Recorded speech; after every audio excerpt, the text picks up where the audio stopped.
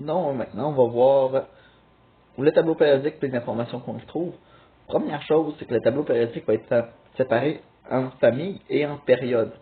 Dans les familles, ça va être nos lignes de ce sens-là. Donc, ça, c'est mes familles. Comme on voit, les deux familles aux extrémités vont avoir des noms. Les alcalins, les alcalinotéreux, les halogènes et les gaz inertes. Chaque famille va avoir des caractéristiques spéciales. Par exemple, les alcalins sont très réactifs. Ils vont avoir souvent des réactions explosives. Donc, si je prends du francium comme de l'hydrogène, ils vont avoir leur caractéristique première, c'est qu'ils ont beaucoup de chances d'exploser dans certaines situations. Tandis que les gaz inertes, eux, c'est qu'ils ne réagissent à presque rien.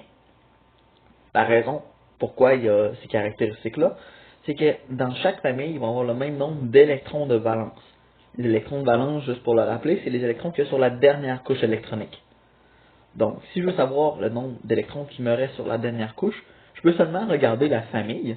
Par exemple, la famille 1 des alcalins vont tous avoir un électron sur leur dernière couche. Tandis que la famille juste ici va en avoir 3. Elle ici va en avoir 5. Et on peut y aller de cette façon-là.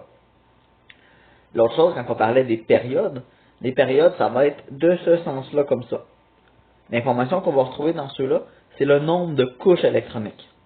Donc, si je m'en vais au cas, par exemple, juste ici, je vais être à la 4e période, donc j'ai 4 couches électroniques.